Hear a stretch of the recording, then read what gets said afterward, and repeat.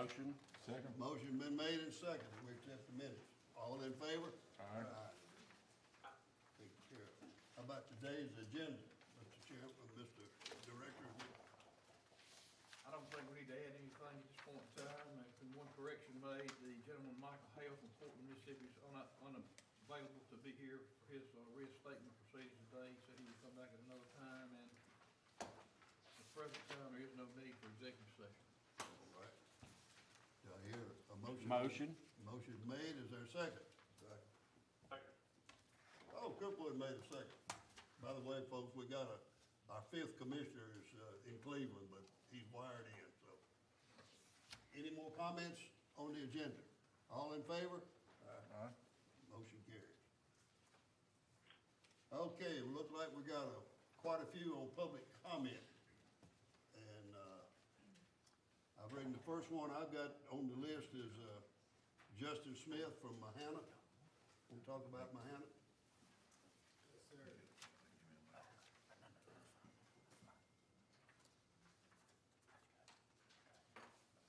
And we'll do a 5-minute. Yeah, we operating on the 5-minute rule. Thank you, sir. Yes, sir. It's kind of an outline, one we're trying to cover right quick in 5 minutes. Yes, sir.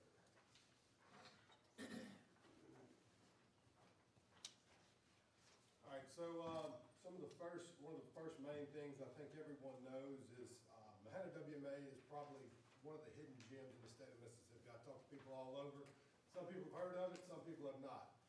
I'm a true waterfowler through and through. I hunt out there every chance I get. Every time I get drawn, I've always had a good hunt. But it seems over the past few years that things have gotten worse and worse, and I think that everyone can agree with it as far as the disregard for people going into the timber and hunting without a draw.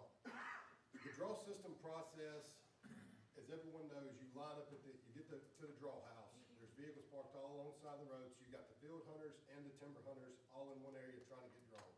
Some people have never stepped foot on the Mahana.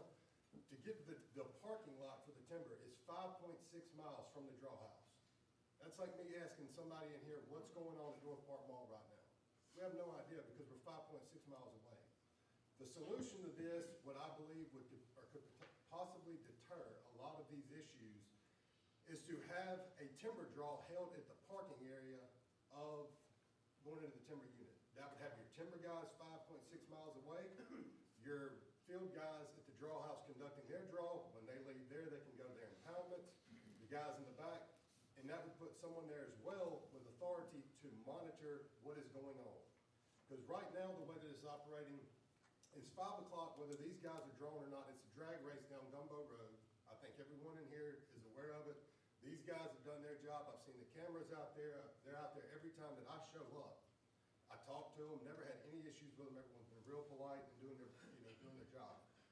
So I think that would help possibly deter some of these reckless actions. You got people that can fly around on ATVs, UTVs at 5 o'clock racing to get in there.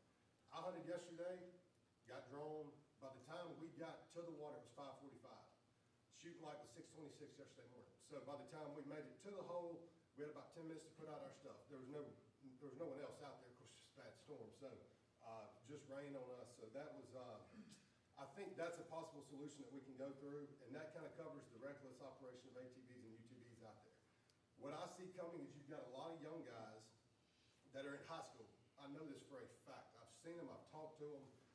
They're there watching what us older guys, or not necessarily my group, but the guys that are doing this reckless behavior, they're watching that, and they say that's the recipe to do it. It's not. We're waiting for something is going to happen out there, whether it be a wreck, someone gets severely injured, property damage, or something of that nature. So I think that we could knock out 2 of those issues if we held the draw at the parking area back there that's 5.5 miles away. The last thing is the pull-off areas, or we need to see about trying to install some pull-off areas during the off-season. Going into those units, when you get on the impound, right by the impoundments, when it rains any amount, if you have to move over, you're in the ditch. It's soft all around those edges. Most of those guys are pulling trailers, boats, got a full in the back, and once you slide over, then you're in the ditch. Now you're stuck, and then y'all have to come back and go go through and basically rebuild the ditches because it just messes all the, water control up. So I think that's something that we could possibly look at, doing them every 5.5 mile, or every 0.5 miles, half a mile down through there that allow guys, I mean, you can see for a long ways down that road, you can pull off to the side in the pull-off area and allow people to pass. I don't think it would take very many of those down through there, but it's something that I see that we're gonna need in the future. So, I appreciate y'all and thank y'all for letting me come. Well, Justin, we appreciate you being here. I've heard about this myself. People have called me, and I've talked to our law enforcement, and they're well familiar with it. So whatever suggestions he's making, I don't know if we need to implement them or what we need to do, or we're already doing it. One more thing, I think that would help a lot, is if the citations for trespassing, I mean, it's $250 from guys I've talked to for a trespassing ticket.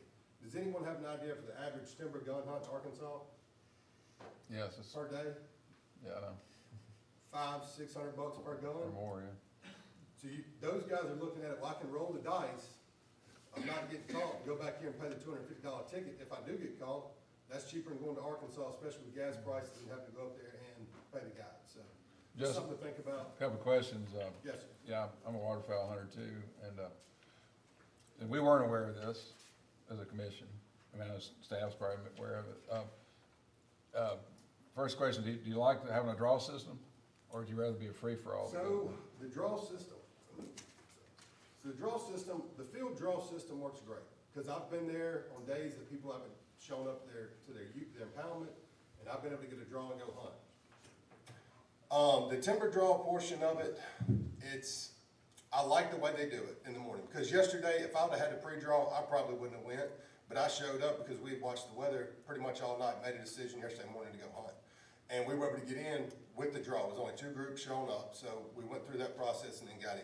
Yeah. The way the draw is right now, I think it's fair for everyone, and it's not necessarily, because there's guys that, if you do the pre-draw and it comes out a few months, you don't know what's coming up. You got guys that can't make it, bad weather, 80 degrees, and they just figure there's no birds. That area, I will tell you, it doesn't matter what the weather is around here, there's gonna be birds in that timber. So the way the draw system's set up now, I think it will work with some tweaks on it. I think that we're on the right path and we've got a right direction to carry this thing. But I think that some form of authority needs to be at that timber parking area in the morning. The second question is, Yes, sir. are people trespassing, I mean, like, you get drawn for a certain spot in timber, are people getting in there first or early and taking the spots? Is that the problem, or are they just being reckless on the roads going in there? So there have been people that I've heard of, seen come out of there late at night. What they'll use, and this might be something else you might want to throw out there and change. In the regulations from Mahana, it says that you can coon hunt, squirrel hunt, and possum hunt on Friday nights. Must be out of the unit by 4 a.m. What they're doing is they'll leave somebody out of there. If they take 3 in, 2 of them are coming out, 1 of them staying in there.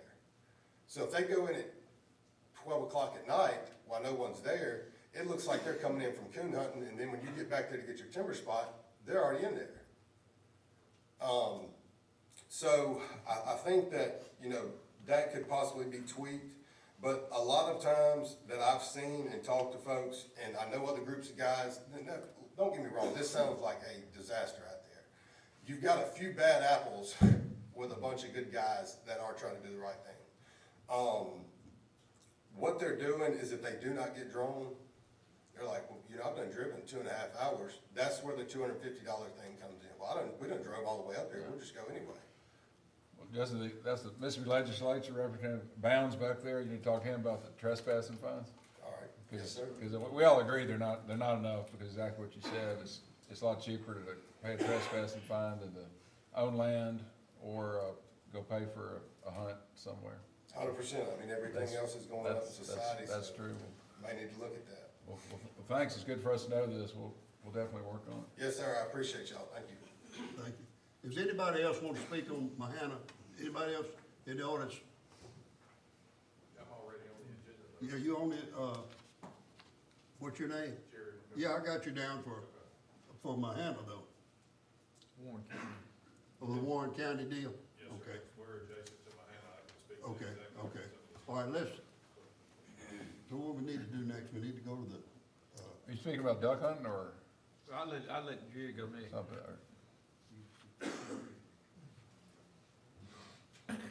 Jerry, you wanna come on? Sure, yes, sir.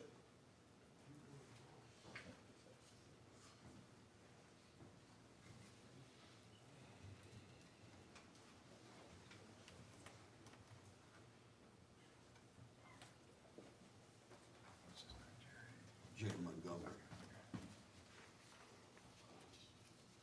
Thank you, sir. Yes, sir. Thank you. Yes, sir.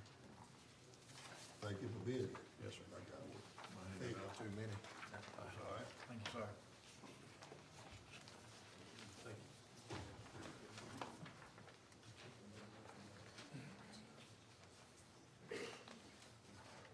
Appreciate y'all letting me come speak. Good. My name is Jerry Montgomery. I'm the president of Warren County Hunting and Fishing Club. We've been around for a long time, since around 1900 is when we were incorporated. We have property in Esquina County, Sharkey County, Claiborne County, and Warren County. We lie within the Mahana complex. So our property is totally surrounded, the Esquina County property is totally surrounded by Mahana.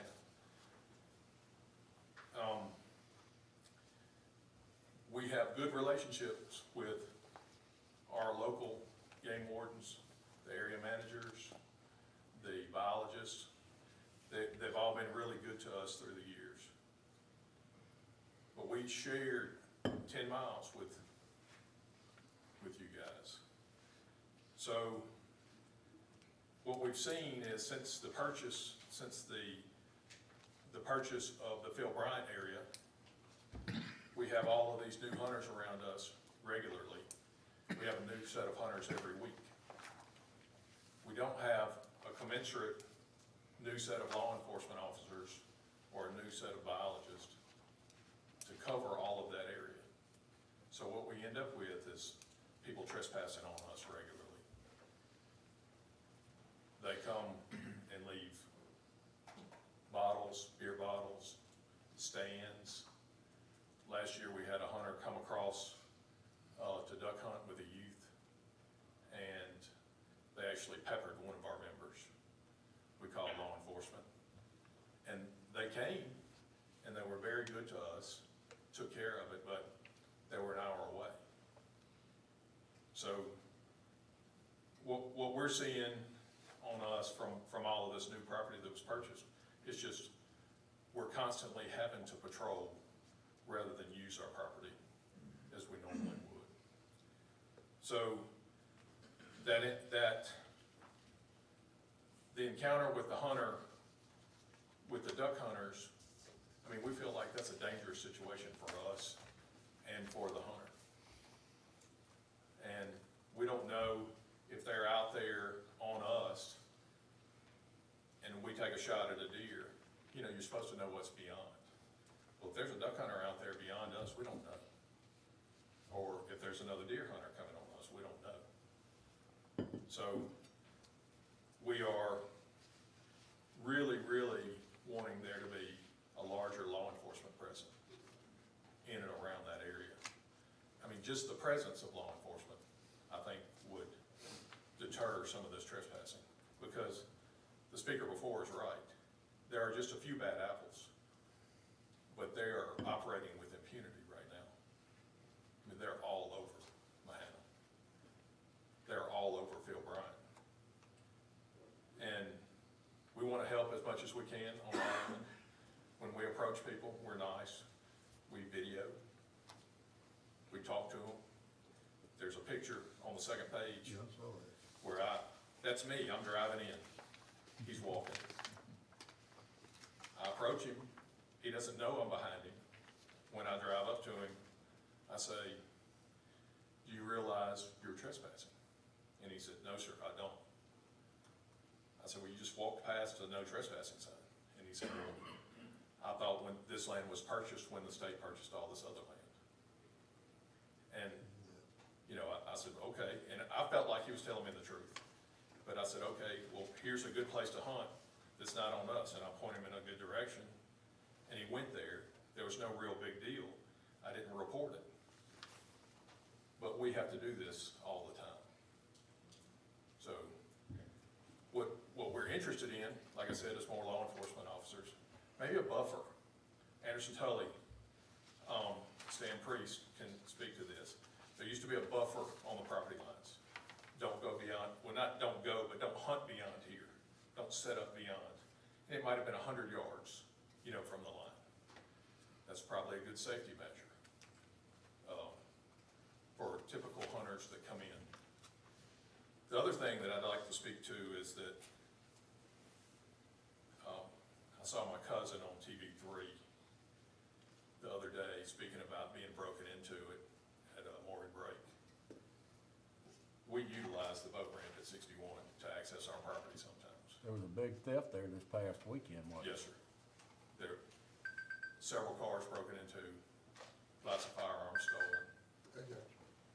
So it's probably a good idea to put cameras, even if they don't even operate, just something there to make people know that they're being watched.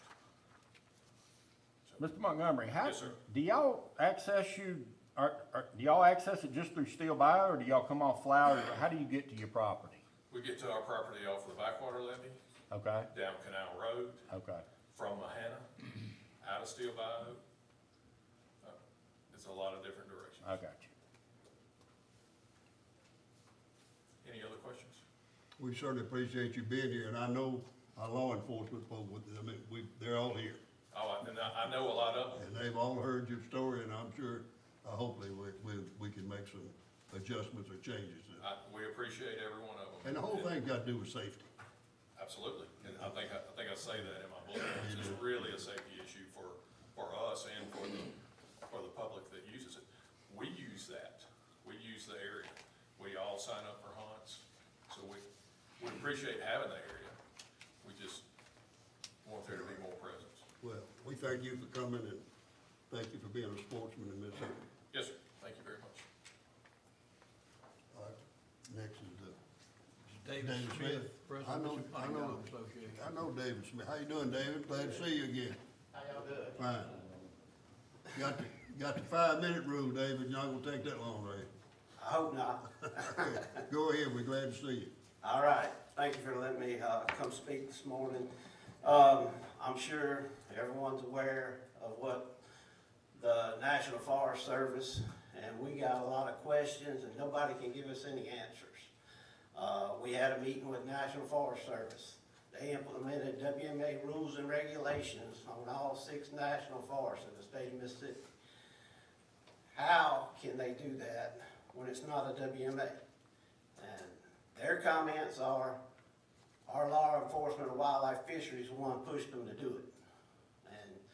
And, we're going back to the Homa Chitta ruling, which was a pilot program, and wildlife fisheries said we didn't do it, National Forest said we didn't do it, but it was done. And I think that was, against the law and the way they did it. I think this is violating also. We on the phone daily with our Washington delegation, trying to get the National Forest under control.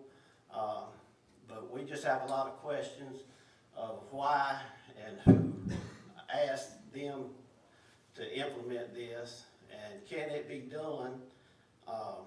When we met with them, we had a few of our legislators there. They asked the questions about the funding. If you're going to put WMA rules and regulations, where's the funding to take care of wildlife? Well, I guess the chief ranger for the state of Mississippi, she said, no, we're not doing that. And so, that's what I would like to know, and the Hunt Dog Association would like to know, get some answers on all this, and why, and who was asked to do it. And then there again, it take me 30 minutes to go through all the different things with guns in a case, guns in a zipper case, a sock won't work. Some says a sock will work. Well, if we throw it discretion of officer, every officer in the state could have a different opinion. You get people tickets for no reason. And then 100 foot, there's places in national forest, you'd have to get on your knees and crawl 100 foot to get out there to load your gun and hunt. And they said safety, and the only reason she gave us safety, she said, well, the other night we had a headlighter. Well, headlighting at night does have nothing to do with dog hunting during the day, you know, so. But anyway, that's what we're just wanting some answers.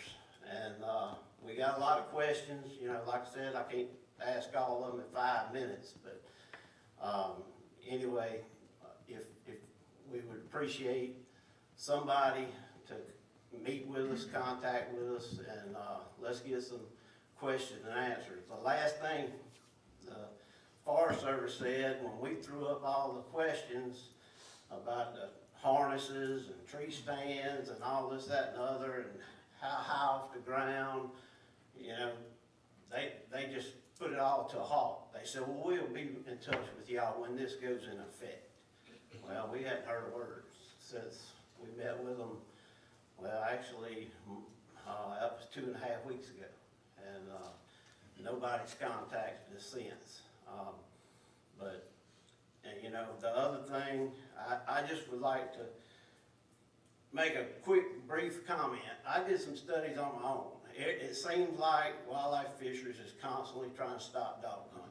We're a user group, same as you duck hunters, anybody else in the state of Mississippi. We feel like, and I've been getting thousands of calls across the state. They said, why is our wildlife fisheries constantly against dog hunting? And I said, I had no idea. But anyway, I just want to say this. To me, and this is my opinion, if they stop dog hunting in the state, they're going to fold wildlife fisheries. Who's going to buy a license? Because I took 2 polls, and I'm not going to say where, but I took 2 polls of 22 in a group and 24 in a group. 16 of the 22 said they don't even buy a license. The other, out of the 24, there was 18 of them didn't buy a license. They all steel hunters. They said, we got leases all over the state. We drive to our lease, unlock the gate, drive in there, go hunting, kill our deer, come out, lock our gate, go home. We don't ever see a game board. But yet, you people that buy a license, we know we've been seen, we buy a license year after year after year. So to me, the biggest bulk of your license is bought by dog hunters in the state of Mississippi, or either it's the ones that goes to your WMAs. They're gonna have to buy their license. All the steel hunters, there's a big majority that does never buy a license. So, and that was just a comment I want to throw personally out there because I did some polling on my own, but anyway, I would appreciate it if somebody could give us some answers on who, why, and they did this. We're still checking, and we're not backing up. We're fixing to, you know, push harder and harder on this to get answers, and we appreciate it. I think there's some Forest Service people here today. Yeah, that's what I was looking for. Where are they at? I think the head people were here just a minute ago. Can they help us answer some questions? Because I am getting a bunch of phone calls. Yes, sir, I'd be happy to. Would you like me to come up? Yeah, you will, come on. If the dog hunters, if y'all got, Mr. Trotter, is he here? Does he want to speak to? He got Okay, pretty sick. okay. I'm Shannon, by the way. You were on the phone. That's right. David Smith. Go ahead, Shannon. Good morning, I'm Shannon Clardy. I'm a forest supervisor for the National Forest in Mississippi. I appreciate the opportunity to speak with you this morning. Some clarifying points that Mr. Smith brought up. The example of the gentleman that we ticketed the day prior to when we met with you at your hump camp, that was just one example that I was able to provide to you that day. That certainly is not the sole reason why we had this closure order put into effect. And when I heard you say that I said something about the state requesting this. This came up from law enforcement. My chief law enforcement officer for the southern region, Mike Donaldson, and my chief law enforcement officer for the state of Mississippi, Tony Bolton, are both here with me today. And this came up from conversations with them. They've both been working in the state of Mississippi far longer than I have and are familiar with some of the safety issues that have been presented for years. This closure order does not in any way restrict or regulate dog deer hunting. This closure order gets solely to the safety of weapons on and near Forest Service roads, which might affect dog deer hunting, but it also affects the ability of people who are target shooting and who might be traveling with a weapon on a Forest Service road for other purposes. Another reason for this closure order, we adopted the WMA regs, is because the ease of law enforcement to be able to enforce rules when they go out there and they're putting their lives in danger, they shouldn't have to worry about if they're standing on one piece of land or another and which set of rules that they can enforce. So it's an effort to have a united front between the state and the feds and ease of law enforcement to say we are all operating under the same regulatory framework and our officers, as well as the hunters. The hunters shouldn't have to worry about, if I'm standing right here, I have one set of rules, versus if I'm standing right here, I have a totally different set of rules that I'm playing under. Those are some of the larger reasons why we felt that it was important to put this closure Well, order you into still gonna have effect. that with private land butting up the national forest. We are never going to be able to solve all of the problems, but it's still my responsibility to get to a solution. To me, that is not being safer. Safer if, you know, I wish I had the statistics right in front of me, but if you can go back, we kept up with it for years and years and years in the state of Mississippi. There is very few incidents with dog hunting. Well, again, sir, this closure order does not deal directly with dog deer hunting. This closure order deals with the safety and operation of firearms Yeah, on and near roads. I know that's what you're saying. Dave, ma'am, let me ask you a question. Yes, sir. This rule that y'all, the closure order, I think that's what you're calling it. That's correct. It's a promulgated rule by the U.S. Forestry Service, is that right? Oh, I'm not sure what you mean by the word promulgated. So this is a safety closure order that I am allowed to issue under So my you issue authority. it under your own order without the input of the Mississippi sportsman who hunts on the national forest land? You made this decision in your office with the input of law enforcement and other entities. What about the average Mississippi everyday hunter that used the Forest Service land to hunt on? This is an assault on dog hunters. I can tell you, I sit on this commission and I listen. I know what's going on. A lot of it's brought on by y'all, by the bad guys in the dog hunting deal. But for a federal bureaucrat to promulgate, or to make, not even promulgate a rule, to make a rule without any input from the Mississippi hunter, well, I don't understand that. How do you do Sir, that, it's man? not been our standard operating procedure to allow public comment on matters of public safety. When we see an issue, it is our responsibility to respond. We don't typically open those matters up to public comment. Well, that is typical bureaucracy. And we've got a great partnership with the U.S. Forest Service, and I appreciate it. But if you're gonna make rules and make our law enforcement officers now have to enforce these laws, I heard, well, we're gonna give them a warning for a couple of days. Chief, how's that gonna work? Are we giving them a warning for a little while? Is there a grace period? Are we writing tickets tomorrow?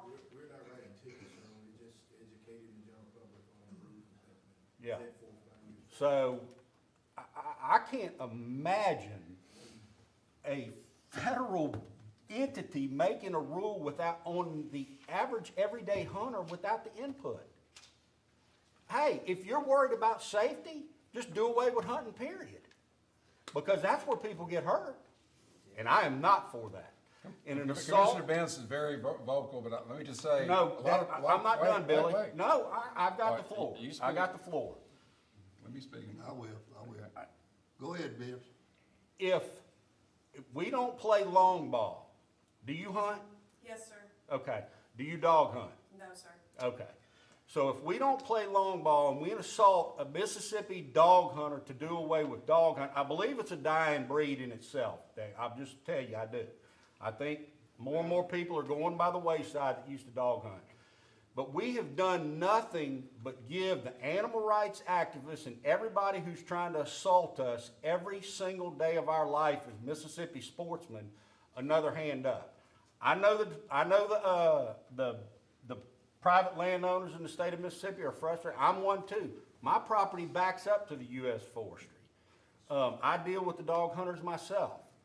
But I respect that they're outdoorsmen They're trying to teach their kids to further the sport of hunting in the state of Mississippi. And for a federal bureaucrat to make a rule that's gonna affect the Mississippi hunter is ludicrous. And I really, really hope that our department wasn't encouraging of that, because there are problems, make no mistake about that. There are problems. But for you to just arbitrarily make a rule like that, I can't. And I appreciate your partnership. I'm very passionate. And I'm passionate about every single hunter. If you hunt frogs, or if you hunt possums, or if you hunt coons, I'm passionate about the Mississippi hunter, because we're constantly getting assaulted by these organizations that don't understand the Mississippi values. And that's all I'm gonna say. And I do appreciate, I hope you don't take me for being rude. I'm just very, very passionate. And for you to make a rule without input from somebody, well, obviously you got input from the department, because you said our law enforcement division is the one that I clarified that when I first got up here, and I said that this came to me from law enforcement, and we have worked with the department and letting them know, hey, there's a problem, how can we work together to solve this? But if there's anybody to be mad at about this order, it is me and me alone. I would not say that the department or the department's law enforcement encouraged or asked me to do this, but it is something that we have talked with them about. So if I'm driving up Highway 15 in the DeSoto National Forest that splits the DeSoto National Forest, and one of your U.S. Forestry guys pulled me over like a Tommy Tyrone, did you know Tommy? I did not. Okay, well, you ought to do a little research about Tommy. He was a great man. He was by the book, which is nothing wrong with that. I'm going to my house on a Mississippi Highway 15, get pulled over by your U.S. Forestry guys. I have my gun that sits right here on the side of my thing. Can that U.S. Forestry officer write me a ticket for violating? No, this only applies to numbered Forest Service roads that are on our motor vehicle use map.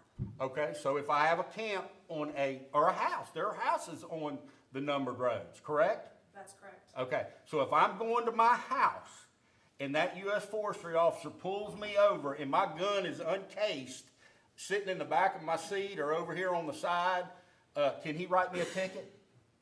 If you were on a Forest Service road, technically, yes, he could. Going to my house. Our officers are trained to know the situation, and they would be able to use their discretion in whether the situation warranted needing to ticket or not. Okay, well, we understand what the discretion is with the U.S. Forestry, is that y'all want to assault the Mississippi sportsman. I didn't say dog hunter, the Mississippi sportsman, because I go down U.S. Forestry roads all the time, and my gun's not in the case. Me being a commissioner, now I'm going to violate the law because one of your U.S. Forestry officers thinks, oh, well, I'm a commissioner, I should know the law. And I'm going to get in trouble because you made a rule in an office in Jackson. Is that right? Sir, if I may clarify, while we did not have a public comment period for the specific closure order, we have been working closely with all sorts of groups for years, including the hunting groups, on the problems presented specific to the hunting season. And this is one of the suggestions that they actually have made in the past. What groups are those? I would have to ask Mike Donaldson for that information, because this is, predates my time here. Oh, okay. Well, if you can get that information, it would be great to have it. Issued the day before hunting season. Mr. Benz, if I may ask, exactly what is the concern or the problem with this closure order? Why the opposition to it? Well, I just gave you the reason. If I live on a U.S. Forestry road and I'm going to my But you said this is an house. assault on hunters. So if you're a private citizen going to your private home, how's that an assault on hunters? I'm a hunter. Okay, what if you weren't? Well, it's an assault on the everyday citizen then. Okay, That's a Second Amendment, gun-owning U.S. citizen. it doesn't take away your right to own a weapon, sir. Okay. All right, I'm gonna call Go ahead, Bill. on Mr. No, Munger. I respect. Go ahead, I Mr. Munger. respect Leonard's passion, but I know some landowners here, that, there are a lot of property owners in Hunters, Mississippi, that probably, a lot more that think these are good rules for safety, so it's not I've dog hunted a lot. I love dog hunting, it's great. I mean, I think it's a lot of fun, and I appreciate it, and I've done it with people with horses, I've done it in Alabama, I've done it in Mississippi, so nobody on this commission wants to do away with dog hunting. We love it. We love you guys. So But also, this department doesn't have any authority on dog hunting. I mean, the state legislature has authority there. There's nothing else we can do. We don't have an agenda against dog hunting. You know, y'all been here before, and that's great. But just to offset what he's saying, there are a lot of hunters, and there's some in this room, if they want to speak, they could, that feel like their property rights, their hunting is being infringed by the bad apples. But also too, what the Forest Service is doing, I don't see anything wrong with their rules. I mean, I don't want somebody shooting off a public road, you know, I don't want to get shot at, you know, if I was hunting over there. And I've hunted in Forest Service land before too, so I understand. I mean, I understand that, to me, it's the same rules that we have on WMAs. It's no different. So I just don't understand Well, the thing is, why it's a you know, problem. my thing is, I've been doing it for 30 years or longer, I don't know, but, you know, we've never had no problem. We sit there and line up an area, we like to see that orange vest. We know how far, we know our shooting positions. We've let monster bucks cross because we couldn't shoot. I mean, that's day in and day out. Now, bad apples, I hear that and everything. I mean, here the gentleman said we got bad apples and duck hunting in Manhattan. Are we gonna shut the whole duck hunting down because of a few bad apples? That's why we got laws. That's why we got officers to get out there and do away with the bad apples. We hear all this all the time about turning loose on private land. This was the home of Chitta thing, but yet they have never caught one single person. And you gonna tell me, out of all these years, they can't catch one person turning dogs loose on private land? It's mainly because it's not happening. You know, now with the GPS collars, we controlling dogs. I personally don't hunt national forest. I'm on a private 13,000 acre dog hunting club that we spend almost $100,000 a year to dog hunt on. We can stop our dogs before they go on private property, you know, and that's what Shannon, which now she's new, I asked her the other day in the meeting about opening roads in national forest to keep. That's the main problem in national forest, is the hunters can't get to the location to stop the dogs because they cross one road and they got 20,000 acres and they can't get around there to stop them before they go on private property. That's exactly right. And that's what we've been asking them for years, you know, and like I told them, I went to Mississippi Hunt and Dog Association, we went to Tennessee and with 14 states and to create a dog hunting alliance out of 14 states in the southeast. And I said, the Georgia dog hunters said their national forest people come over there the day before dog season opens and open all the closed gates and leave them open until the day it's over with. And, you know, we've been asking for help like that, which not to get Shannon because she just started this job and she did say she was gonna talk to us about possibly doing this if, you know, we work with her. So, you know, but here's one more thing and I'll shut up. The memorandum of understanding between National Forest Service and the state of Mississippi. All right, have you read it? Yes, I have. Okay? This bunch right here controls wildlife, what goes on national forest according to that. So what I'm asking y'all is that how are they gonna implement WMA rules and regulations on National Forest Service when it's not a WMA? Y'all can stop that. Thank you for letting me speak. Well, we appreciate y'all being here. We appreciate your passion. Thank you, Shannon. Thank you, sir. All right. No, I don't think anybody else on public comment. No more further comments. We'd be licensed sale, Mr. Jason Thomas. Okay. License sale, Jason. That's what keeps us going. Mr. Chairman, Commissioners, our report for the month of November shows that our revenue is up 3% compared to last year. Resident license sales revenue is down 2%, but our waterfowl stamps for residents are up 800 more sold this year compared to last year. WMA permits are up 200 more sold this year. Senior exempt licenses are up 5% from last year. Non-resident license sales, still looking at revenue. Revenue is up 7%. Our annual small game license, 4%, 7-day small game, 11%, and non-resident WMA permits up 3%. And the revenue from year permits sold up $526,000 compared to FY '22. Permit category up 5%, and lifetime license sales are up 4% compared to last year. The bottom of our summary report, the WMA app download totals for FY '23 were up to 6,479. That's 4,748 iOS users and 1,731 Android users. And license packages, 17,787 sold so far compared to 16,451 last year. Any questions? Anybody got any questions for Jason? We appreciate what you do, man. Yes, sir. Sir. Appreciate you all. Thank you, Jason. Thank you. Wildlife, Russ? Not Russ? Doesn't look like Russ. You bringing us a big gator? Yeah.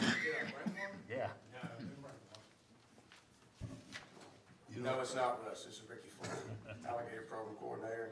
Glad Ricky. to see a lot of passion here today. Ricky, last night, we went to a ball game. They served food. Guess what they had for food last night? Alligator. I'm serious. Had two great big alligators on a plate, and that's what they served us, Was that alligator. at the University of Mississippi? At the University of Mississippi. Glad to see it, glad there's opportunity for people to I don't eat think they alligator. caught these alligators. They were about this big. But that's what we had for supper, alligator. Well, speaking of alligators and passion, that's something I'm very passionate about, and today y'all have the opportunity to pass the final rule proposed for the Pelahatchie Bay alligator hunting season, Rule 5.4. And I know last meeting, Commissioner Bentz voiced some concerns about a part of that rule that was related to the idle speed only for airboats, and he and I did have an opportunity to meet after the meeting. I think we have an understanding now. There was concern about, you know, if a person was Stuck on a stump. got their airboat caught on a stump, got caught on a mud flat or whatever, could they rev up the engine? Yes. The way the rule is written, it is idle speed only. It doesn't refer to the revolutions of the engine. So if a person gets their boat hung up, obviously they can rev up the engine and get themselves unstuck, as long as they're maintaining an idle speed.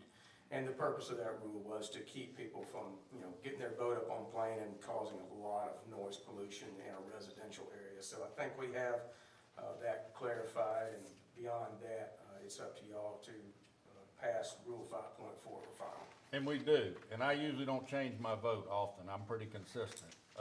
But I am in favor this time since Ricky did clarify it for me, because that was a concern. Thank you. Okay, we have a Motion to approve? motion to approve and a second.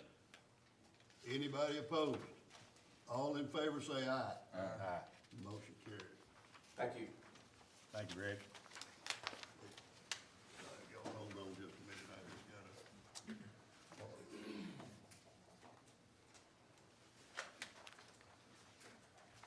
Well, we skipped somebody on public comment, and I apologize, because he's a friend of mine. Ed Penny wants to make a talk. I had his name as a guest. I didn't know he wanted to make a public comment. Thank you, Mr. Chairman. I was a little worried that you were skipping my opportunity to speak, but usually I would skip that and not think twice about it, because my Thank you, opinion is Appreciate it. mine, and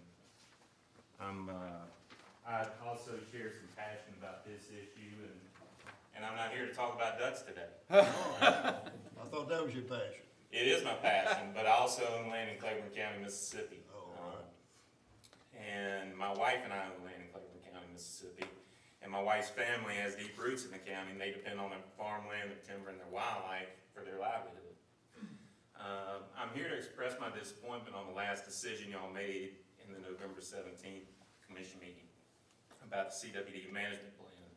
and how it reversed supplemental feeding ban in Claiborne County.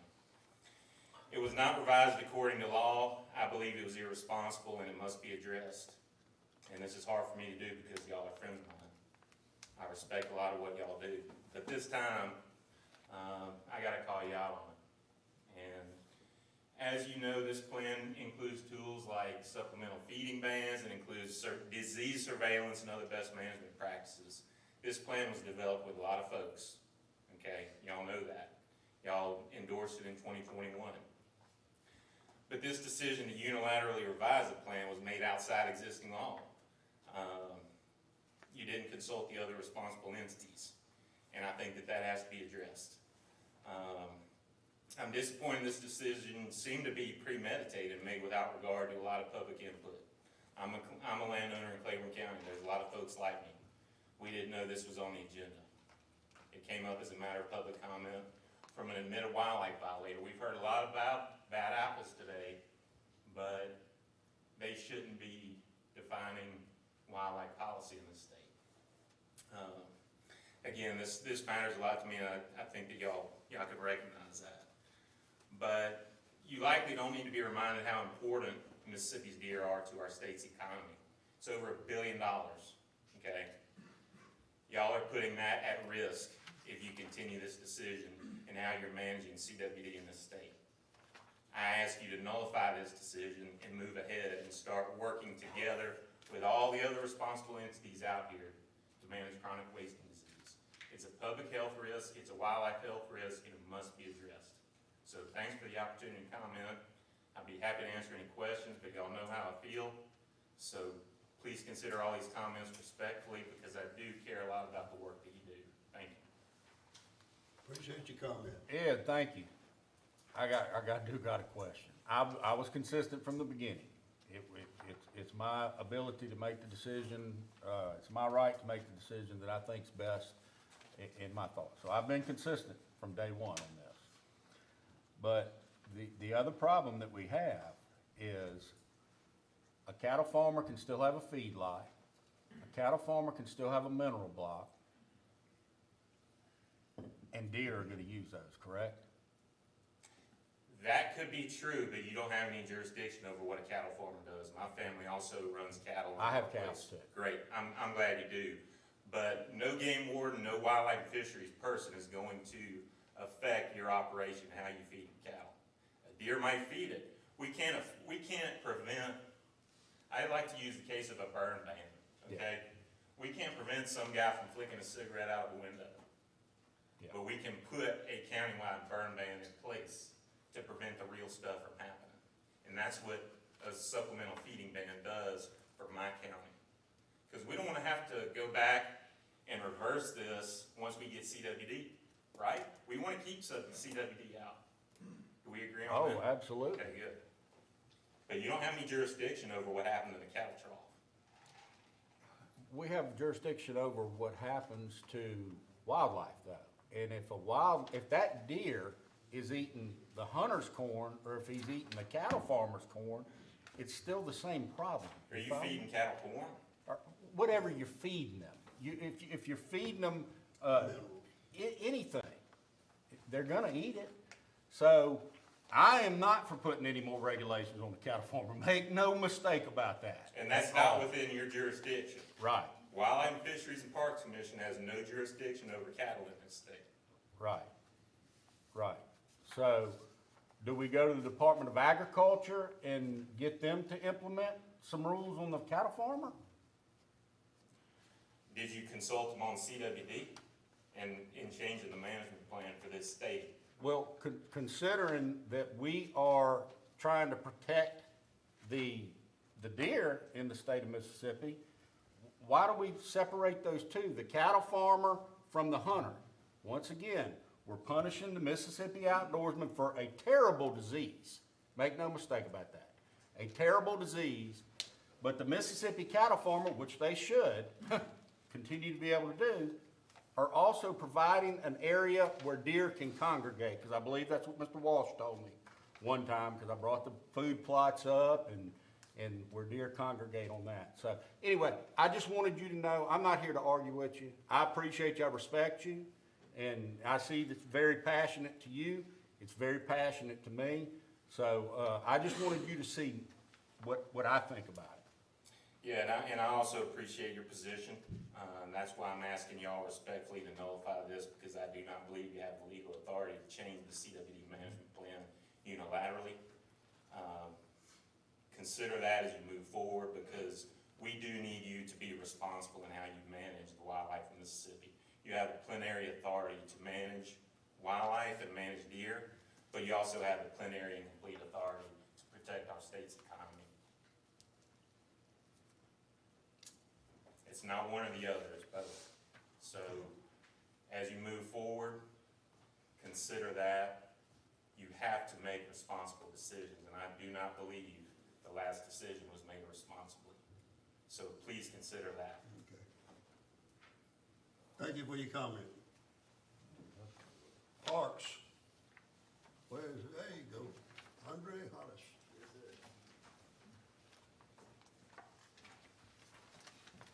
Good morning. Morning. Just wanted to give an update, guys, on some of the projects that we've been doing in our state parks. Some of the stuff that we completed and some of the stuff that we still got ongoing. Hugh White State Park, we did some wastewater improvements there. We installed a new treatment plant on the lodge side of the park, and down on the campground side, we tied the wastewater down there to the city of Grenada. So that's gonna be a huge improvement for those of that area there on the park. So we was excited to be able to get that completed. Buccaneer, we had two projects down at Buccaneer that we started. The water feature project down at Buccaneer, we are complete with it. We happy to have that because that targets the younger swimmer, because we had plenty of stuff for the older teenage group. But now we got something for the 5 and under group. The small kids be able to run around the splash pads and stuff like that. So we're excited to be able to open that up this coming summer. And also we had some cabanas in that area as well. So there's gonna be a nice shaded area that a new feature that we'll have down there this coming summer. Tomorrow, we'll be having a ribbon cutting down for the campground, the 44 sites that we improved there. So we're excited about being able to invite you guys down to come to that event. So those sites are unbelievable. They're from 70 to 80 feet long. So we should be able to accommodate any camper that comes down there. So Is that the ones right on the Gulf? yes, sir, right on the Gulf View. So I mean, they're unbelievable nice. And we opened that on November the 23rd, and we already having a flood of people coming in there. Some of the people that was in the back of the campground wanted to move to the front. I'm sure they did. So we're really excited about that. One of the last projects that's a substantial completion that we got is Tishomingo RV. We had a ribbon cutting up there, and the ribbon cutting went great there. On those campsites there, we had 50 amp, and we also had sewer to those sites. And that was huge for that campground because most of those sites only had electricity and water sites, no sewer. So now people can stay longer because they do have the sewer combinations. So we're excited about that campground as well. And the people up north were so excited to be able to get that open. And how many sites is that at Tishomingo? At Tishomingo, we did 24 sites. 24. Yes, sir. And we did 44 at Buccaneer. Yes, sir. So we're making progress, and that's gonna generate more revenue once, we get those really rolling like they were in the past. So we're excited about that revenue that be coming to the department. Ongoing project that we still got going right now, Persequin Bridge. As you guys know, if y'all been down there, they had that single bridge where you can only go one vehicle at a time across there. So we know widen that bridge so it'll be 2-lane. So we're excited about being able to do that because the traffic, we have a lot of traffic going back and forth there from that group camp back to the other side of the park. So that's gonna be a huge improvement too. We hope to have that complete by mid-May. So right when our business season get ready to start, we hope to have it up and going. Roosevelt. Right now we're doing some repairs on the spillway at Roosevelt. We look to have that completed by January 4th. So we're really excited about that because last summer we weren't able to have our boat launcher open. So now we will. So a lot of people was upset that we weren't able to do it, but we told them that we're trying to make improvements. So once they know we're trying to make the park better and improve, that they was fine with it. Last thing at Roosevelt, the big thing that we were talking about, cabin 8 and 12. We went over there last week and did a tour. A lot of the people was very impressed with the upgrades we're making in those two cabins. And we really, really hope that by the end of this month, those two cabins will be complete. They're gonna be really nice, got a real nice deck on the back, patio on the back, with fire pits, and, you know, you'll be having access to the lake, so, we're excited about those upgrades as well. That's a beautiful place over there. Yes, sir. Any questions about any of the project? I think we gotta approve some of it. Yes, sir. Brian. Yes, sir, Brian, be coming by.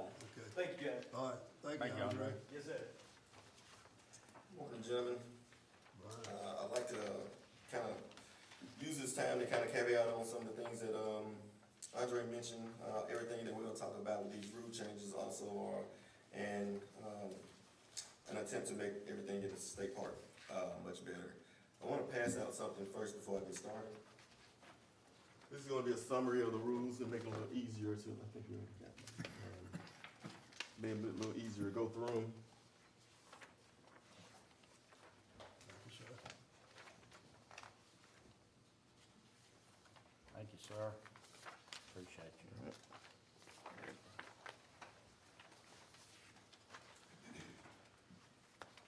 I kind of want to set the stage for these requests first, though, so I can kind of give you kind of some information on it first.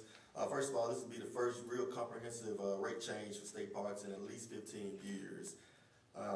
So the purpose of this request is to for a state fee structure that puts us in line with most of the industry and market norms.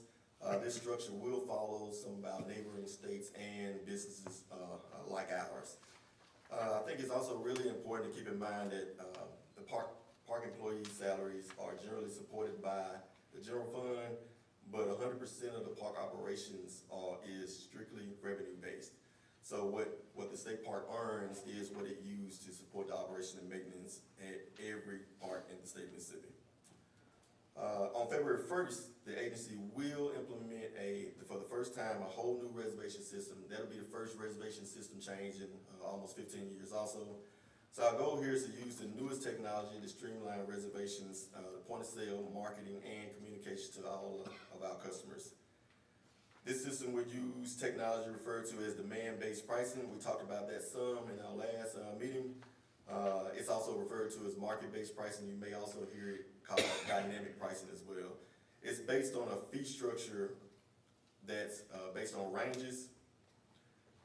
So what we're going to request for today is to, when we go through these fees, is to change it from a set fee statewide to allow the agency to implement rate ranges. There's a benefit to that throughout the state. For example, economically wise, you can see that Buccaneer has a totally different user group, different economics than it would be somewhere in the Delta as well. So this rate range will give us an opportunity to implement ranges as opposed to set fees around the state. So we want to get started with Rule 1.1, the state park fees. Starting with a general entry fee. Currently that rate is set at a set rate of $2. What we're asking for is a rate range from $2 to $4. The special event rate range is currently set at $10 as a set fee. What we're asking for is a special event range from a range of $5 to $50. What you'll notice in some of these rules is that what we're trying to do is we'll have a low range and a high range, but some of those, what we've experienced, especially with that special event range, is we can have a concert there, pay $20,000 for artists to come, but we can only charge $10 for someone to enter that gate. What we want to do is have the ability to charge a range based on what we're bringing to the park. As we add these new amenities and all these different features at the state park, what we want to be able to accomplish is to price it in a way that we can actually afford to bring new amenities there. Moving on from that to the cabin and RV ranges, that nightly range started at the nightly amount started at $35. What we want to do is increase that range, and it ended at $110. What we want to do is increase that range from $35 to $190. A lot of these ranges we'll never reach, but it does give us the ability to do it. If you take a moment to go out to Roosevelt, you'll see that cabin is going to be one of the best places to stay in the state of Mississippi. It's a 2-bedroom cabin with it'll have every amenity that they can possibly need out there, and that this range will give us ability to not only to price it according to its value, and during different seasonal times that we'll have the ability to use the ranges according to what the standard industry norms are and how, the market is increasing the pricing for almost everything now. The RV sites, these ranges will add a range. The RV sites already start at $25. What we wanna be able to do is do a range for those from 25 to 190. The monthly camping fee right now starts at $500. We wanna do a range increase from that. The range starts at 500 now. We wanna do a range from 500 to 800 for a monthly rate. We currently do not have a disabled rate percentage-wise. We have a discount on specific items. What we wanna do is move to doing a 10% discount on all of our amenities for anybody 65 and anybody disabled. The amphitheater in point 3 is a new amenity. We don't currently have that in the rule now, so we'll be adding that, and it'll give us the ability to do $100 to $200 an hour for our new amphitheaters. We have one at the LaFleur's Bluff Complex now, and we're planning to add another one down at Clarko soon. Miscellaneous fees, we have a set range for ice that's at $2.50. We want to change that to just market rate. It'll give the park the ability to actually sell it for more than they buy it for. In some cases, we end up not buying ice and things like that because we can't afford to sell it because the rule won't allow us to sell it for more than we actually paid for it. Firewood is the same from a $7 rate to just a market rate. The damage fee, we had a $50 damage fee. Well, that kind of handcuffed us, so somebody can throw a rock through a window, and the max amount that we could charge them would be $50. This gives us the ability to change that from $50 to the cost to replace the item. Motels and townhouses, those ranges will go from a set rate of $60 to a range rate of $72 to $110. A townhouse rate is currently set at $162. We want to change that to a range of $162 to $225. Point 6 here is recreational facilities. This is a new facility over at LaFleur's Bluff Complex also. That's called the Regal's Landing, and we want to implement a rate for that between $150 and $1,000. Pavilions, that rate is currently set at $40 to $200. What we want to do is implement a new rate for that from $5 to $200 an hour. That's the last fees change for Rule 1.1. Any questions? Do we need a motion for that? We need a motion for that. Second. Motion been made and second. Any more discussion? All in favor? Aye. Motion carries. You vote, Copeland? Yeah, he voted. All right. Go ahead, Brian. All right, Rule 1.2. This is just a general rule. Right now, currently, we have a window for reservations of 24 months. What we want to do is reduce that reservation window down to 13 months. The cancellation rule right now, we're issuing vouchers. It's not really a popular tool for us. What we want to do is remove vouchers and give customers the ability to get a full refund. The rules below that allow us to do a full refund if it's canceled within 7 days. We can do a half of refund if it's canceled anything less than 6 days, and no refund if it's within 3 days. No refund after they've actually checked in as well. And no changes or transfer reservations will be allowed within 3 days. All of those are new add-ons to the cancellation policy. Brian, how does that affect weather, natural weather issues, disaster, something like that? So all the park managers have the authority to, in the system, to issue refunds. So they'll have the discretion to be able to issue refunds for various different things. But this rule allows us to implement a standard rule that doesn't allow them to, as a rule, to be able to cancel within the time frame. And the reason we wanted that in place is because we have to turn over property so fast. This allows us to actually give us time to turn it over. Thank you. The problem is people making reservations and not canceling on in a timely manner. Yes, sir. So we're reducing it down to 13 months gives us a better reaction time, you know, they're not holding it out for 24 months as well. Good. Do we need a motion on that? Go ahead and do that. Okay. So move. Have a motion and a second? Motion and a second. All in favor? Aye. Motion carried. All right, They thank got you, Ryan? Yes, sir. Let me get back to where I was. Let me see that. Law enforcement? Law enforcement next. I Yep. think It is. Yes, sir. Yes, sir. I lost my Tab 7. tab 7. I got it. Go Mr. ahead, Chairman, Commissioners, Director Posey, good morning. Before I give the law enforcement report, I'd like to ask every uniform officer in the building right now to stand at this time.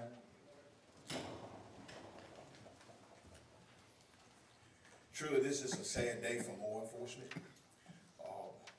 Just like to let the state of Mississippi, as well as the agency of Bay St. Louis, know that the Department of Wildlife, Fisheries and Parks, Law Enforcement Bureau, and I think I speak for all law enforcement agencies abroad, state, federal, local, that we take this time out for a moment of silence to remember our fallen comrades who paid the ultimate sacrifice this week. Sergeant Stephen Robin and Officer Braden Astroff. Our thoughts and our prayers go out to the family of the fallen and to the Bay St. Louis Police Department. John 15, we always use this in our fallen officers' memorial services, and it reads, "Greater love hath no man than this, that a man lay down his life for his friends." And at this time, I'd like to take and ask everyone to do a moment of silence to remember these officers for their services.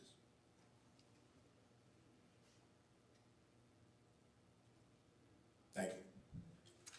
Thank you for doing that, Jerry. Y'all may be seated. Thanks, sir.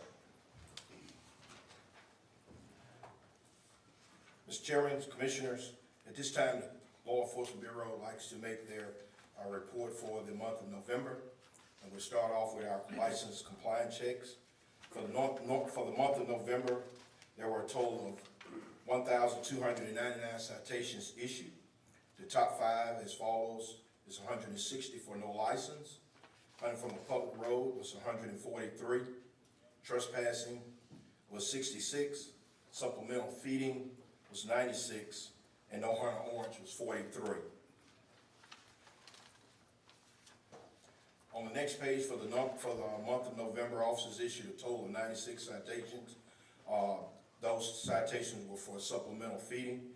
Below is a picture of a violation of a supplemental feeding there in Jefferson County by one of our officers. That wasn't anywhere close to directors. I don't Probably think so. was. On the next page, officers issued 413 citations during the opening weekend of the waterfowl season, November the 25th to November the 27th. Details focus on private lands, state WMAs, and National Wildlife Refuge. Over 3,220 waterfowl and deer hunters were encountered during this period by our officers. This is our officers here at the Scatters in Mount Mason and LaFleur County as they conduct their law enforcement duties on that opening day. On the next picture, shows below a headlighting case made in Forest County.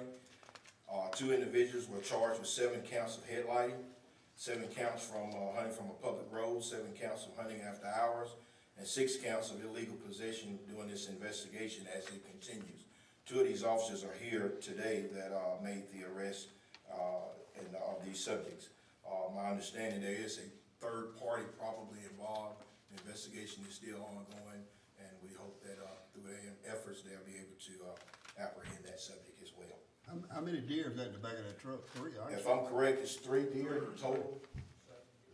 7 total, that's in the truck. I think that's what they ended up, they caught 3 in the vehicle, 3 at a residence, and I think the extra one was already out in the field. They have a big time, wouldn't Big time, yes, sir. Probably about $20,000 piece per 5, if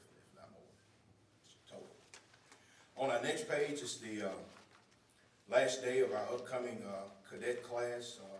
Interviews are scheduled for January. Today is the last day, our deadline for applicants to apply for the conservation officer's position.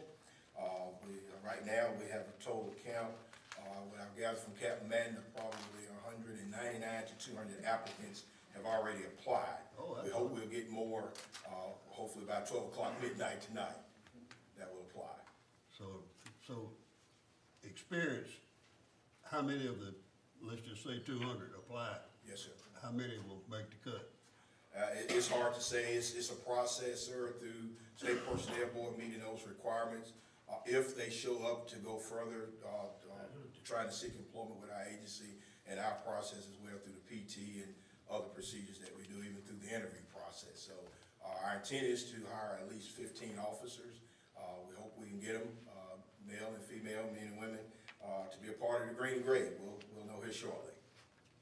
You were talking about maybe getting 15 out of 200? 15 out of 200, yes, sir. That's the number I was looking for. Yes, sir. But if you got 20, you would take it? We'll take it. Okay.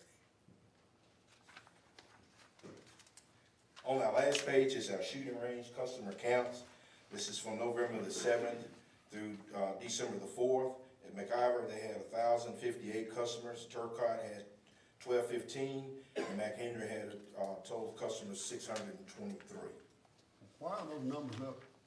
That's considerable, higher than they normally are, particularly for McIver. Yes, sir. They're having those state Schools, shooting things. that must be MSHP. some schools, and some children. Classes, okay. And at this time, we'd like to do a officers recognition, to recognize our officers that have did tremendous work in their law enforcement efforts and also in their life-saving efforts as well. And at this time, I'll yield the floor to Captain Correction Major Megan Frederick. She is our boat law administrator for the state, and she will acknowledge our boating officers for their awards and achievements. Good morning, gentlemen. Hey, baby.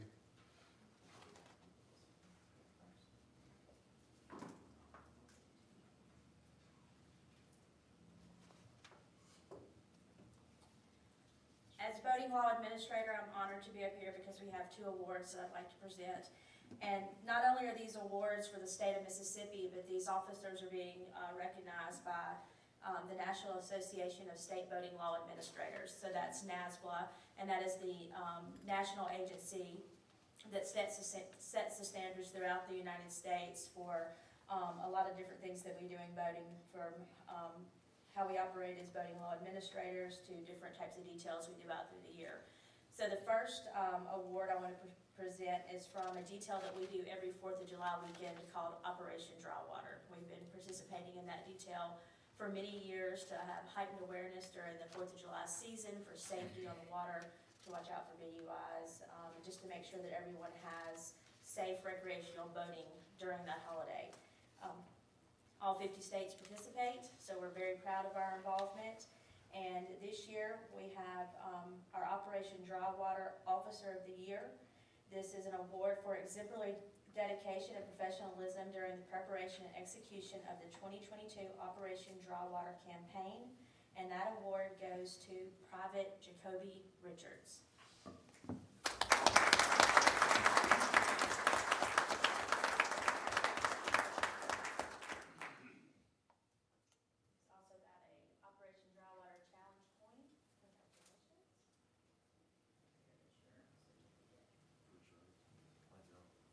Good for you. Congratulations. Sure. Thank you.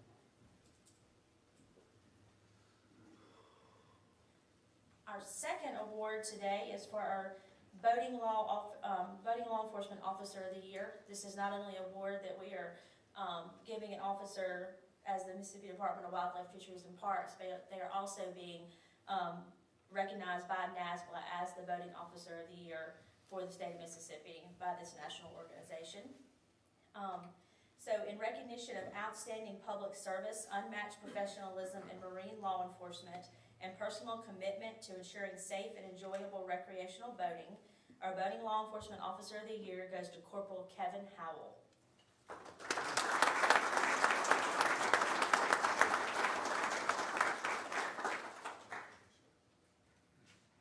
Kevin, what county are you in? George? George. Yes, sir. Yeah. Thank y'all. Good stuff. And Right. you go, what county? Tunica County. Okay, two. I got you.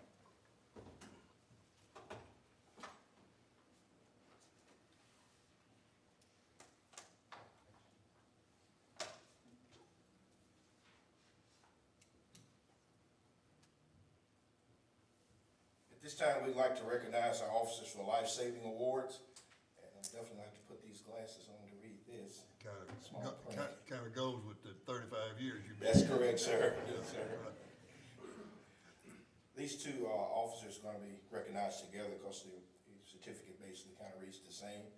If these two officers will come forward, Corporal Heath Hulon and Private Wesley Harbinson.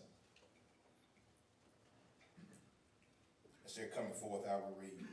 Private Wesley Harbinson and Corporal Heath Hulon is hereby awarded the Life-Saving Award in recognition for their extraordinary heroism and medical field training which saved the life of an elderly gentleman in Forest County.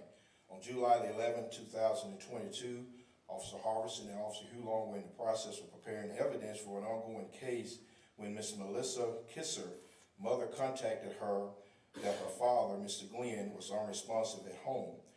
Harbinson and Hulon transported Miss Kisser to the father's residence.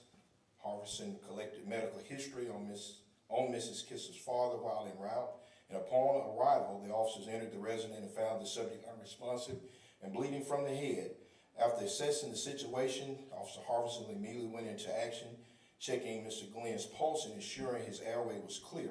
Officer Harbinson then was able to sit him down and get him more alert and somewhat speaking. EMS arrived shortly after Harbinson advised EMS of the patient's medical history and assisted them in their initial evaluation.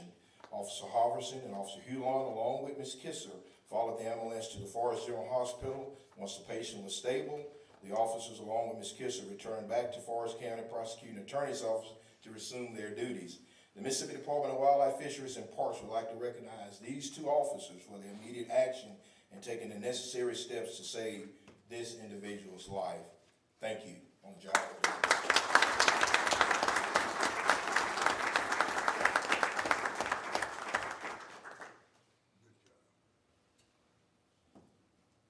Young man. Master Sergeant J. Holman. As he's come forth, I will read. Is hereby awarded the Life-Saving Award in recognition of his extraordinary heroism and medical field training, which saved the life of a young individual who suffered from a life-threatening injury from a hunting accident at the Canal Section WMA in Monroe County. On January 16, 2022, Master Sergeant J. Holman responded to a hunting accident at the Canal Section WMA.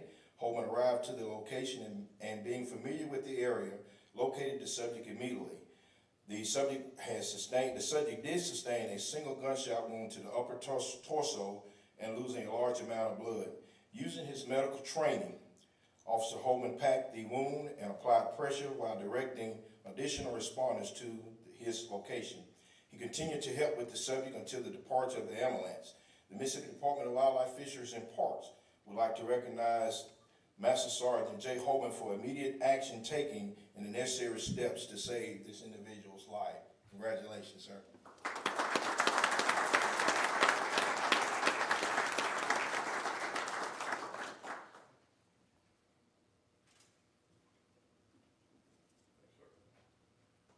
Officers, I forgot to give you all your medals. You come forward.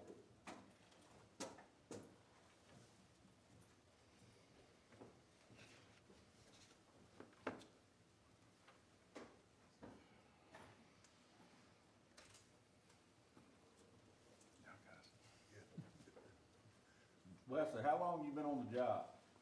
Sir, a year? 1 year, huh? That all happened within the year, huh? Yes. Pretty good. Thank you. Well trained. Department of Wildlife, Fisheries, and Parks would like to recognize our Waterfowl Officer of the Year.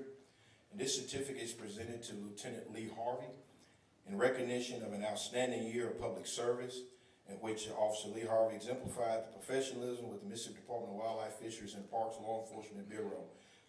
Just note that his enforcement efforts alone throughout that year, he wrote a total of 75 citations dedicated to enforcing the wildlife, enforcement for its waterfowl. So we recognize him today for a job well done. Thank you, LT.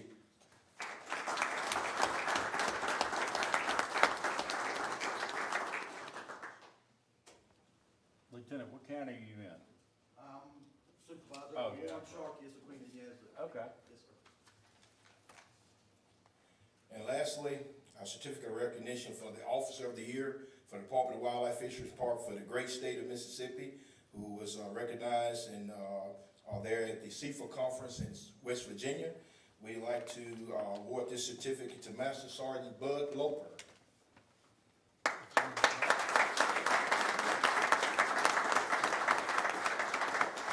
And it reads, in recognition of an outstanding year of public service in which Officer Bud Loper exemplified the professionalism of the Mississippi Department of Wildlife, Fisheries, and Parks Law Enforcement Bureau. Thank you, sir, for a job well done. You represented our state very well up in West Virginia. Thank you. All right.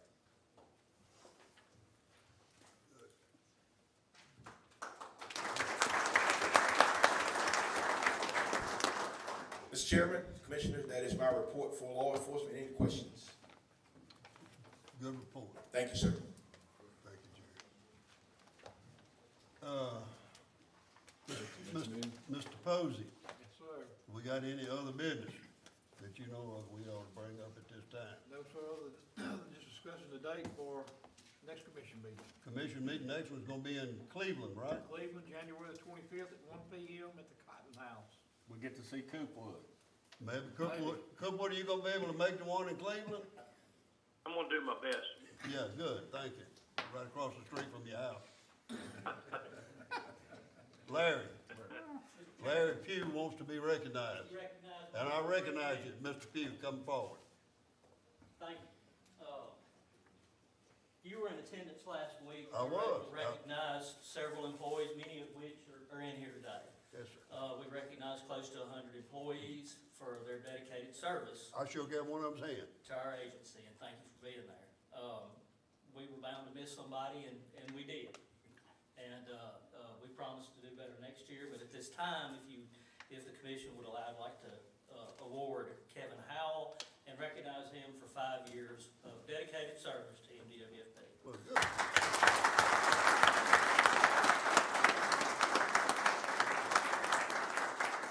Kevin, is there any relation to Henry? No, sir, that's my wife's day. Okay, because you need an award for being related to him too. You're right. Executive session? No, sir, no need for executive session today. Mayor, I will entertain a motion to adjourn. Motion. Second. Motion to adjourn been made and seconded. All in favor? Aye. And adjourned.